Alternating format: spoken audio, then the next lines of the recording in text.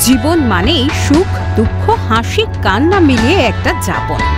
রোজকার অফিস কাজ দায়িত্ব সামলাতে সামলাতে বাড়ে মানসিক চাপ। অনেকেই সকালে নির্দিষ্ট একটা জায়গায় জিনিস রাখার পরেই বিকেলে ভুলে যাচ্ছেন ঠিক কোথায় রেখেছিলেন। আবার অনেক সময় মাথায় থাকে না কিছুক্ষণ আগের বিষয়। এর কারণ সঠিকভাবে কাজ করছে না আপনার মস্তিষ্ক। সমস্যা এড়িয়ে গেলে কিন্তু মিলবে না সমাধান। আর তাই মস্তিষ্ক এবং স্মৃতিশক্তির জন্য ওমেগা-3 ফ্যাটি অ্যাসিড সমৃদ্ধ খাবার খাওয়া খুব জরুরি।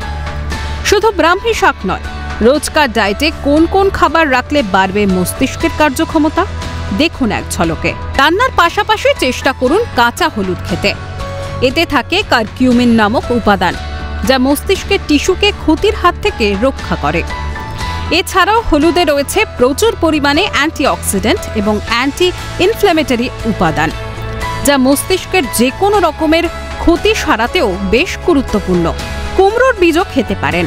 এতে রয়েছে প্রচুর পরিমাণে জিঙ্ক, ম্যাগনেসিয়াম, কপার, আয়রন, যা মস্তিষ্কের কার্যক্ষমতা বৃদ্ধিতে সহায়ক। সানডে হইয়া মানডে রোজ খাও আন্ডে। রোজকার ডায়েটে রাখুন ডিম। প্রচুর পরিমাণে folate, vitamin B6, vitamin B12 এবং কোলিনে সমৃদ্ধ ডিম মস্তিষ্ককে সুস্থ রাখতে সাহায্য করে। মাঝে মধ্যেই ডায়েটে রাখতে পারেন কফি। কফিতে রয়েছে প্রচুর পরিমাণে ক্যাফেইন এবং অ্যান্টিঅক্সিডেন্ট, যা সজাগ রাখে মস্তিষ্ককে।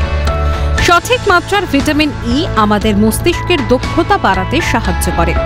তাই রোজকার ডায়েটে রাখুন শুকনো ফল যেমন আখরোট, কাজু, পেস্তা, চীনাবাদাম। তৈলাক্ত মাছ খেলে মস্তিষ্কের ক্ষমতা বৃদ্ধি পায়। এই ধরনের মাছ মস্তিষ্কের জন্য বিশেষ উপকারী।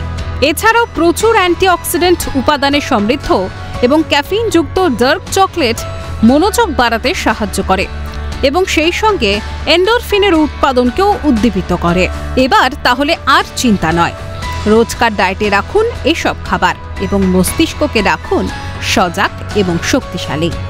ভালো থাকুন, সুস্থ থাকুন। ক্যালকাটা নিউজ।